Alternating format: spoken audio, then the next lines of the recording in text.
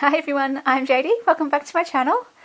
So now that I have finally gotten around to announcing the 500 subscriber Q&A giveaway, I thought now I can go through all of these questions and give you my answers in this video. Although my camera cuts out at 29-30 minutes-ish, so I'm going to keep an eye on the time and I will just keep rolling and we'll see what happens however many videos this takes.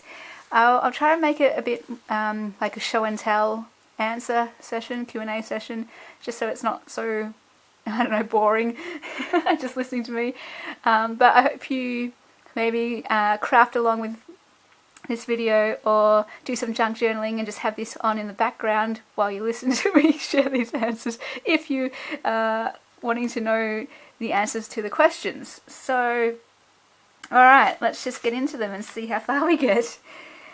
My World in OKC asks, what do you like to do when you're not doing YouTube?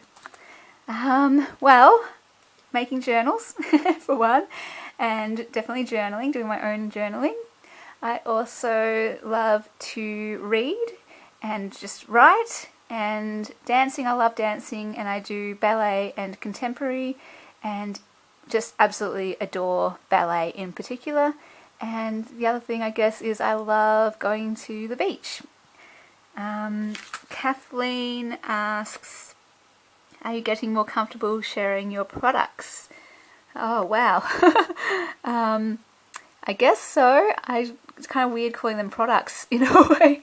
I kind of like calling them more my creations, and I always love sharing my creations and what I create, just because I love it. I love what I create and I love the joy it gives me. And I guess the thing that I've had to kind of come to terms with is sharing it on YouTube, and yeah, at the start it was just so awkward. I had no idea how to do a video or how to share my work on YouTube. And now though that I've gotten to know some people through the Facebook junk journal groups and YouTube and just the junk journal community in general, it's now I can feel like I'm talking to you guys and I can just be, you know, more me, and it's not so weird anymore. So yeah. Sue asks, apart from making journals, what is your next favourite art to do? At the moment it's pretty much just journals, because yeah, I love it so much. When I wake up, you know, I can't wait to get started making a journal. But I would say drawing is my next favourite, just that I haven't been drawing at all at the moment. So, but if I did have to say next favourite art, I suppose I say drawing. Tonya asks, do you ever decorate any pages before you put the signatures together, and how do you attach charms to the journals? Well, let's see. First question. No, I never did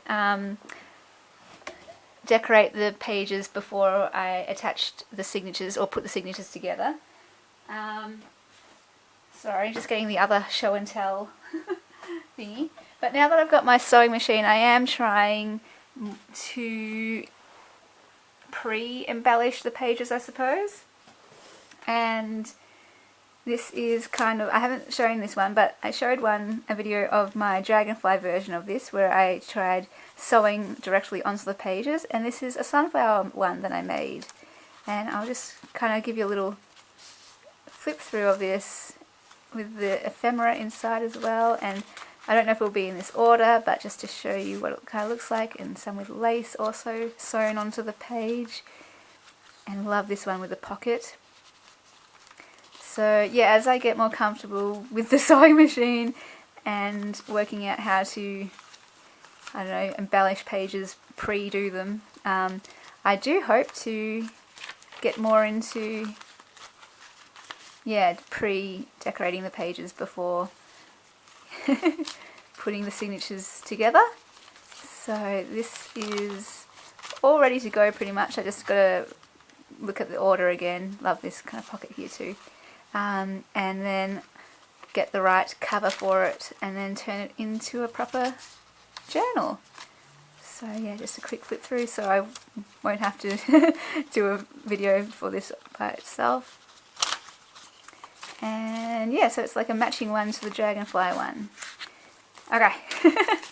And then the second question is, how do you attach charms to your journal? So I thought I'd just share this journal here where I have attached some charms, and let me find them first. Let's see. Oh, upside down, back to front. Sorry, shaking you around a bit. My camera is in the strangest bent shape at the moment because I'm kind of close up. So, okay, this one here, what I did was, just trying to see what I did actually. I poked it through the page with a bulb pin, and you can hole punch it, but this one I think I just literally poked it through with the bulb pin itself and through the lace as well. And sometimes I'll attach it to the lace directly, like just here, rather than going through the page, just through the lace by itself. So bulb pin's great for that. And then I also use paper clips. So where is it? Over here. This is a heart-shaped paper clip, but I'll use normal paper clips as well.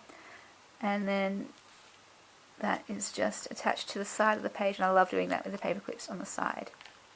So it hangs out of the journal like that. Sometimes the charms I'll use a jump ring, and I'll get my jewelry making tools, the needle nose pliers and flat nose pliers, to open the jump ring and close it again if it doesn't sit right with the hole that it has already. And sometimes I will use a head pin and cut that to size and have that to hold the charm in place. If that's making no sense to you, I can just let me know if you want more info, or like a tutorial or a video of me doing all the different kind of charms that I do and how I attach them to pages. I can definitely do that and bring out my jewelry making tools if that's helpful at all to any of you. And with these questions, yeah, if you're wanting more information or you get another question and you want to see something, just let me know and I'll be more than happy to share that with you and show you. Rhonda asks, apart from arts and crafts, what other hobby do you enjoy? So yeah, already answered that one. So yeah, reading, writing, dancing. And number 6, finally crafting, asks, did you stop blogging, and if so, why? Well, from about 2012, I've had about 50 plus blogs, and all just experimenting, because I would start ones and then delete them, because I would just try different topics and things that were interesting to me, and sometimes it would be only for a season that I was interested in a certain thing. I had blogs just about my personal life, blogs about my artwork, blogs about writing and writing advice and how to be a writer, that kind of stuff. Book blogs about books that I've read, blogs about my insights and reflections, a blog about my faith, a blog about simple living, a blog about, so it goes on and on. And now I don't really, well, I do have a blog. It's my Willow Bound Journals blog, but I only really post photos of my journals and my videos of my journals. Actually, I do have interviews on there too from, like, oh, such an honour, Paper Pixie and The Papered Soul and Even Wonderland, and I hope to get more from Bonnie and Clive and Liz at the Paper Project. And then I hope to keep asking more people and just seeing if they would like to share some of their journey and their creative journey. And it's been so good, those 3 that I've done so far. It's great to get to know them a bit more, these people who I look up to in the journal making world, and to learn from them, and just amazing. Anyway, I'll link that blog below if you're interested in seeing those interviews or anything. In the future I would love to, I don't know, start an art blog again and have my artworks all up there with all the meanings behind them, and maybe another blog. I don't know, I love writing about books and writing and art and everything, my insights and reflections. There's just too many topics I love to write about, so I don't know. Maybe one day I'll get back into that. Miffy asks, what Bible verse do you find most encouraging? Oh, so many. And That's a specific question, most encouraging. So my favourite verse probably isn't the one that encourages me the most. If I go for the one that's the most encouraging at different seasons, I would say there's different ones. Like when I first became a Christian, Proverbs 3:5-6 really spoke to me. Trust in the Lord with all your heart. Do not lean on your own understanding. Look to God in all you do and He will direct your paths. And this is my own version of paraphrasing with all these verses. So another one that's really helped me at a certain time but will always help me throughout my life will be Psalm 139:14. I praise you for I am fearfully and wonderfully made. Your works are wonderful. I know that full well. Coming from a background struggling with self-worth, that verse really spoke to me at a time where I needed to, and will always speak to me, I suppose. But yeah, just at that season, it really, really spoke to me. And this one actually, this is an artwork that I've done that I thought I would share. Probably can't see that, sorry, I'm really close in. It's one of my favourite artworks, based on Isaiah 60 verse 1. Arise, shine, for your light has come, and my glory is rising upon you. And I was inspired by a song that was inspired by that verse. And then this drawing is inspired by all of that. Amazing. And in the song it's all about how God is dancing and singing over us and calling us to freedom. And how He has the key to every prison that we may find ourselves in, whether it's self-imposed with our own thoughts and feelings, depression, anxiety, or whether it's from outside expectations from society, family, strangers even, teachers,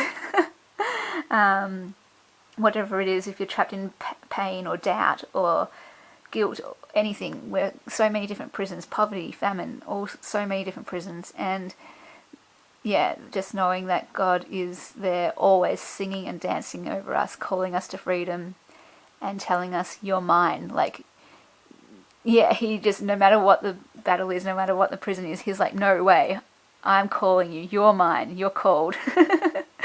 And He will never stop singing and dancing over us. And then it just encourages me as well, because not only is God singing and dancing over me, but once I am freed from a certain prison, I am then able to sing and dance over other people and call them to freedom, and participate with God in what He is doing in calling everyone to freedom. So that is a very encouraging one for me, and I share that because it came up recently when I was given a Bible and the person who gave it to me prayed for a verse for me, and that was the verse they came up with. And because I drew this 2014, so to now have this verse come up again in 2018, I was like, oh, that's amazing. And one more verse that I think is probably always forever going to be encouraging as well for me is somewhere in Philippians, I think it is. I can't remember where, and I can't remember exactly what it goes like, but be confident that God will complete the good work He started in you. So that is one I always will hold on to as well. Miffy asks... No, I already did that one. Sorry about that. Alright, Carol asks what you would say to someone who doesn't believe that artwork or journals are good enough. And that is just a great question. I love that question. And wow, okay, so there's two ways you can look at the word good. One, in terms of like your skill, how skilled you are in doing something. And I am of the opinion that that can be learned. You know, if you're looking to be good at something in that way, if you just keep working at it, keep practicing and applying yourself, I know, in anything, if you want to be a good writer, if you keep practicing it and applying the rules of, syntax and grammar and descriptive writing and using analogies and metaphors and that kind of thing, then you will be able to write well. But a more interesting question that I think is good in terms of the subjective good, in that what one person finds good, another might not. So don't really worry too much about being good if your work is good enough. Focus more on being authentic. And this comes from Jeff Goins, and it really helped me. He's a writer, and it helped me in my writing, and being more, I don't know, confident in my writing, I suppose. He was just saying how if you're creating out of a real place and you're expressing who you are through what you create, then that's all that matters. And it is good, pure and simple, because it came from you and it's true. And it will somehow speak to people, because only you can offer that. Only you can create whatever it is that you're creating if it's coming from a place of you expressing your heart and you expressing your soul. And that can come out in any way, like in journals. We all have our own styles and everything. And regardless of how skilled we are, I'm all for just sharing what you make for the pure joy of it and expression of it, and go for it, share it, love it. Love what you do. AJCA asks, oh yes, so you mentioned in the video that the blue journal, which I absolutely adore, was made with artwork you made while you were still in school. So I was wondering what course did you take up in college? Well, I did art, took the subject art all through high school and all the way up to year 12, and pretty much my favourite subject aside from English. So I was definitely always going to be doing art. And I didn't do art though when I went to uni. Here we call it uni, college uni. I did environmental science. So art was always for me a hobby. It's only kind of more recently that it's become a dream and a job, or something I would love to do as a job. But I'll get that into that later on, because I think someone else, a couple maybe ask a question about my studies. So I'll get more into the study side of things later on, and maybe a bit more about my art journey. But anyway, Pinky asks, what is the weirdest thing that you want to try to include in making a JJ? Well, I don't know why, but this is the first thing that I thought of, and a lock of hair. I don't know if it's like too creepy for people, and it'll probably be only in a journal for me. But I just remember going through one of my sister's photo albums when I was a kid one day, and in the front cover was taped her, I think it was her baby wristband that she got from hospital, when she was born, and also a lock of her hair from her first haircut. And I just remember being taken by that, and I kind of would like to, that's I keep everything, right? But I never thought to keep a lock of hair. But yeah, I've done that. I've kept a lock of my dog's hair, and I've taped that into one of my journals. I did that years and years ago, like before I knew about junk journals. So maybe one day I could tape in a lock of my own hair. And I don't know, it's a bit weird, but my hair is also, along with my nails, I've got good keratin, and throughout my whole life people have always commented on how much they love my hair and my nails. So anyway, there's a bit of a connection there. Carol Ann, hope I said that right, asks, what is your process when selecting what papers and other bits and pieces go into each signature of your journals? Well, I just, once I have a theme for a journal, go through my whole collection of whatever I have and pull out anything that goes with that theme. And then I will, I don't know, I just kind of look at what I've got and just select the ones I want and then arrange them how I want. Usually each journal will have a doily, some sort of paper bag, probably an envelope in there somewhere, a page from my vintage domestic dictionary in there, coffee dyed papers usually, maybe some coloured papers, definitely book pages, love using book pages, and they're my kind of go-tos, and scrapbook paper as well if I have scrapbook paper, and love ledger paper. And then yeah, just mix it all up. And I don't know if that was helpful. If you want to actually have a video of me going through my process, I don't know, let me know. Janet Journals asks, what is most satisfying for you with creating journals? Wow, multi-levels with this. The first thing is simply making journals. I love creating, and pure and simple, that's satisfying. I love the process, and I love the fact that I can create something from nothing. And I really connect with God on this level as creator, in that I know lots of people might connect with him first and foremost as father or teacher or friend or healer. For me, throughout my life, I've always connected first and foremost with God as creator.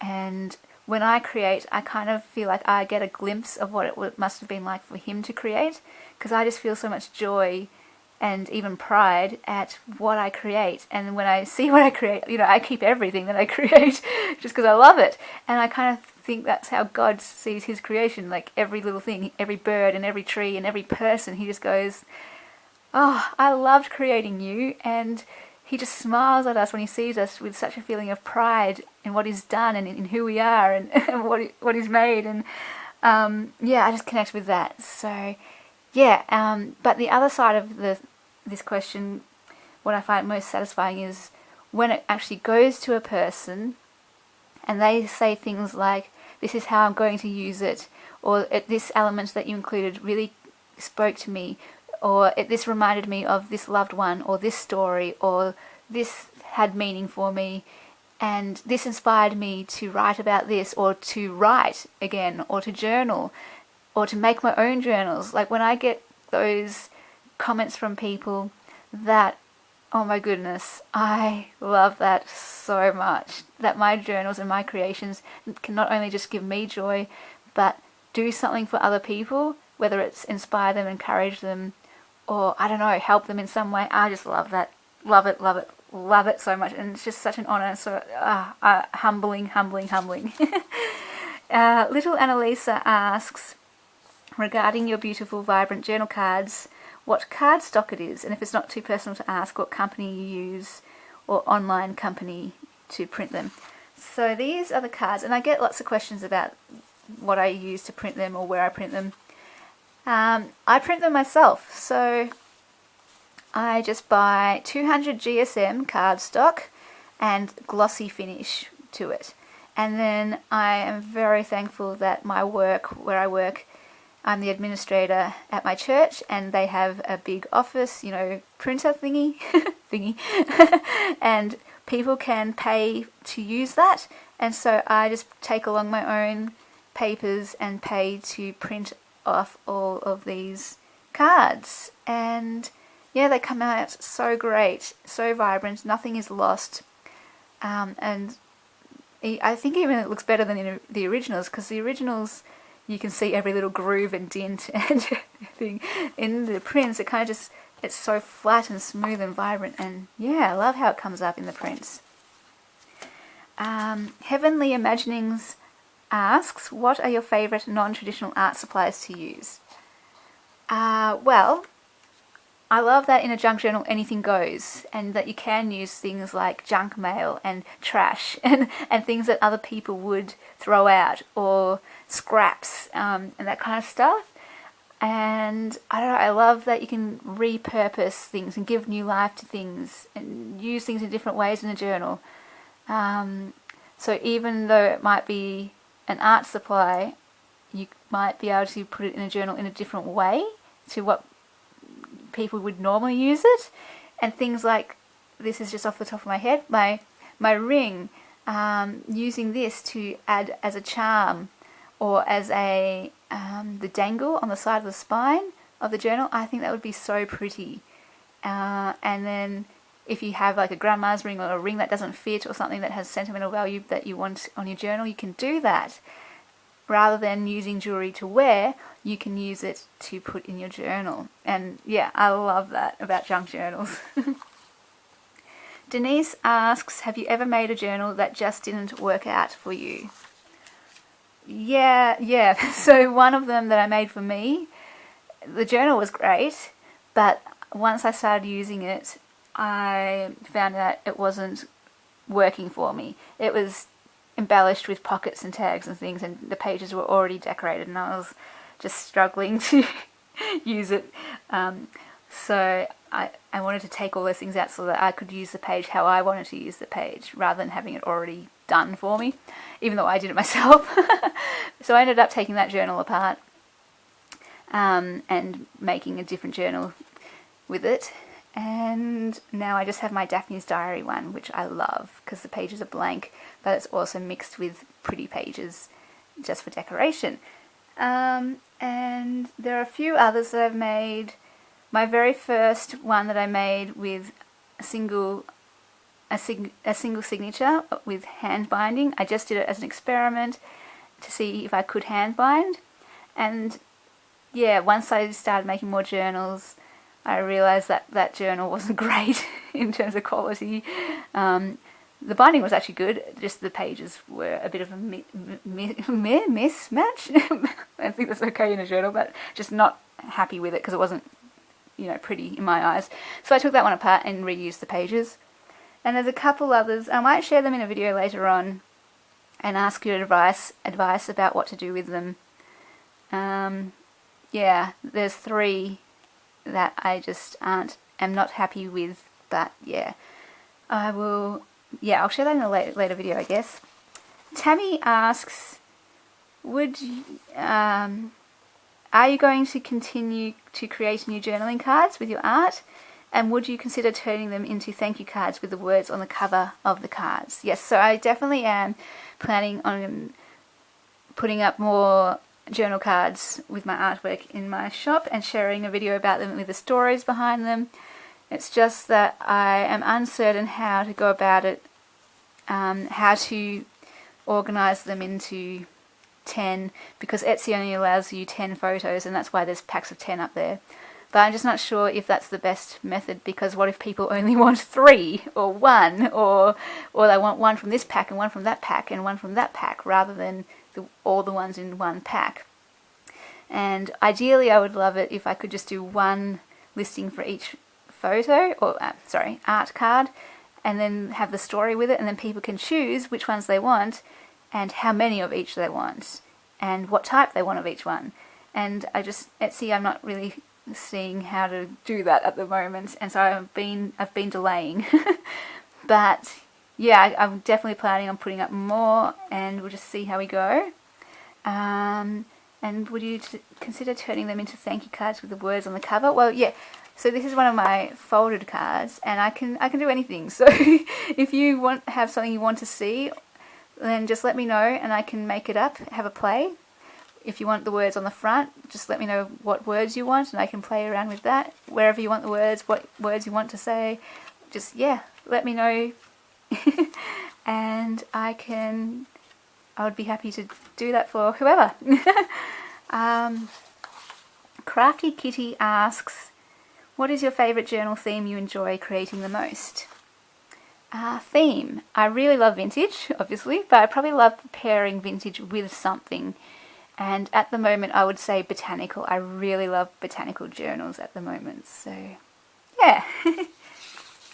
I also really love book themes. So when you get a book and you use the pages, all the pages of that book, and make a journal with that, and using the book to tell you what else to include in it. Jane asks, what is your favourite type of journal to make? My favourite type is probably at the moment the paper bag journal or the glassine bag journal. I really, really love that style. But having said that, the ultimate favourite would be the full-on book cover, because you can pack so many pages into that. And what is your favourite type of tuck spot or envelope or creative addition to pages for journaling? Oh, I love embellishments. Oh, so good. But off the top of my head, the one that's coming to me right now is lace. I love using lace, and using wide lace especially as pockets, and using it as trims on the side with the charms. Love that so much. Alright, I'm just looking at the time, and I'm going to stop this now, and I'll pick it up later on because this might cut out. So I'll see you soon, guys. Bye.